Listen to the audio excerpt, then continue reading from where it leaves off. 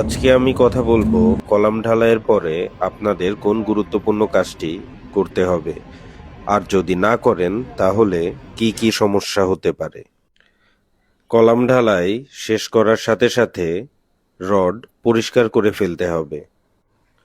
আসুন জেনে নেই ঢালাইয়ের পরে রড পরিষ্কার না করলে কোন কোন সমস্যাগুলো দেখা দিতে পারে। প্রথম সমস্যা হচ্ছে কংক্রিট ও রডের মধ্যে বন্ডিং দুর্বল হয়। রডের গায়ে যদি পুরানো সিমেন্ট বালি বা ঢালাই লেগে থাকে তাহলে নতুন ঢালাইয়ের সঙ্গে রড ঠিকমতো আটকে থাকে না। এতে কাঠামোর লোড নেওয়ার ক্ষমতা কমে যায়। দ্বিতীয়ত, স্ট্রাকচারে ফাটল দেখা যায়।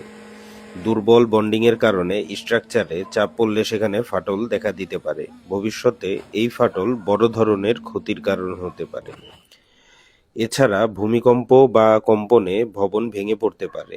রডের সাথে কংক্রিট যদি ঠিকভাবে গ্রিপ না করে তাহলে ভূমিকম্প বা ছোট কম্পনেও ভবনের স্ট্রাকচার ভেঙে পড়তে পারে। চতুর্থ, রডে মরিচা ধরা আরও সহজ হয়। সিমেন্ট বা ঢালাইয়ের সঙ্গে জমে থাকা আর্দ্রতা ও বাতাস রডে মরিচা ধরার পথ তৈরি করে দেয়, যা রডকে দুর্বল করে। ভবিষ্যতে ঢালাই খসে পড়ার ঝুঁকি তৈরি করে। পুরানো ও নতুন ঢালাইয়ের মাঝে ঠিকমতো গ্রিপ পায় না, পরবর্তীতে সেই অংশের ঢালাই খসে পড়ে যেতে পারে। এবার বলি ঢালাইয়ের পরে রড পরিষ্কার কিভাবে করবেন। আপনি দুইভাবে রড পরিষ্কার করতে পারেন। একটি হচ্ছে ঢালাইয়ের পরে ওয়্যার ব্রাশ দিয়ে রড ঘষে, আরেকটি হচ্ছে চট ভিজিয়ে রড মুছে দেয়া। আমরা এখানে ওয়্যার ব্রাশ ব্যবহার করে রড পরিষ্কার করেছি। যদি আপনি ওয়্যার ব্রাশ ব্যবহার করতে চান, যে কোনো হার্ডওয়্যারের দোকানে গিয়ে আপনি ওয়্যার ব্রাশ কিনতে পারবেন।